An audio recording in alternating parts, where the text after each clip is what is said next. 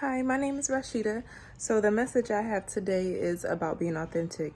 I feel like, all throughout history, society kind of has this influence on us on how we're supposed to be, who we're supposed to be, how we supposed to look, how we're supposed to carry ourselves as women, as men. But I feel more today than ever, we are seeing where people are trying to be someone they're not and really consumed in this false identity. And it's like, it's really okay to be yourself. It's really okay to be yourself. And you want to be authentic for many reasons. So I had an experience recently where I went into a location that I have not ever been in before. And I go into this location and I am the only black person there as far as I can see. And then I see a black couple and I'm like, yay. And then, nod, say hello.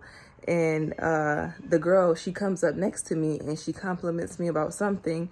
And then she starts talking and asking if I know God. And I'm like, oh, I know God. Of course I know God. So, my ears is open. What she got to say?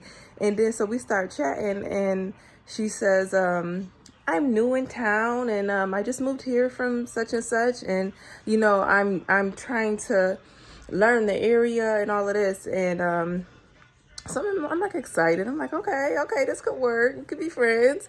But then I'm recognizing her, but I'm like, no, she just moved here. This can't be who I think it is.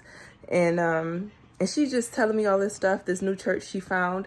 And so the more I'm listening to her, I'm like, wait a minute.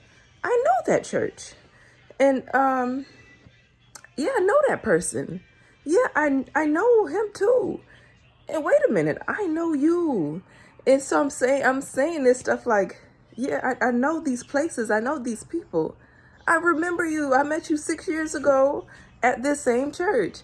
And like, it was like slowly but surely within a 5 minute conversation, everything she had told me was debunked. And it was not intentional. It was just her trying to hide in this falsehood, and everything was exposed in a small period of time.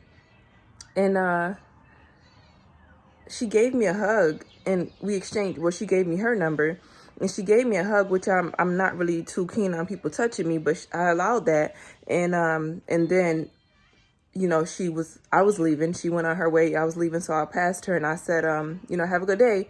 And she ignored me. And the old me would have thought, she's being rude. But who I am today, I realize she's not being rude. She's embarrassed. She's embarrassed because she's been exposed of all of her lies. Like, you told me you was new here, but really I met you 6 years ago in this same city. You're not new here. You're going around telling that lie. I don't know why, but you're not new here.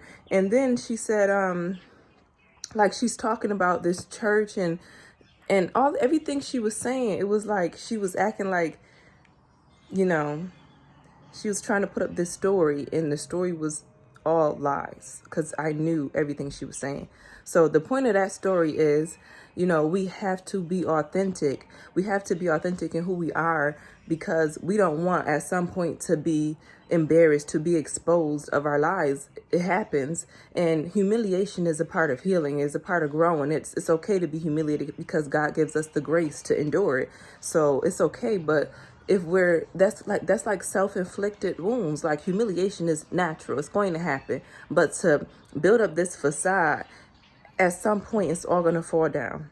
It's all going to fall down. Everything is going to be seen for the truth that it really is. It's all going to be, you're lying, and we know it. We see what you're doing, so stop lying, just be honest. So more to that,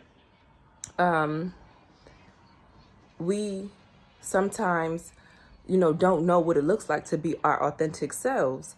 And I know for myself, the counterfeit Rashida, the one that the world had created, I was this people pleaser. I was this person who was trying to be there for everybody, and not that I'm not that person anymore, I'm just using my spiritual discernment. But in the past, I was there, being who others wanted me to be. Now I know different.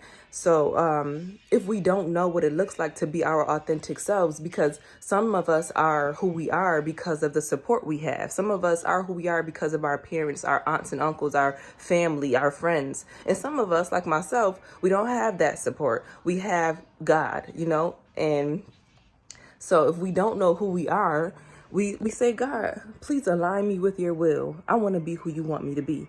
And God will is painful, but God will remove all of the character that he is not pleased with in you. It's a process, but then he will fill you up with the character he wants you to have, the character of Christ. So that's one thing, you know. Ask God and God will give you what he wants you to have, what aligns with his will. He's going to teach you how to be, you know, all that you desire. So you just have to ask him and he'll teach you how to be your natural, authentic self. Ephesians 2:10 says, for we are God's handiwork. We are his masterpiece. Like, you are beautifully created in who you are. You are amazing. There will never be another you. Not ever in time. So how about get to know who you are naturally supposed to be and enjoy that, walk fully in that. Okay. So another message that it's not a message, but something I remember writing down years ago that just came back to me.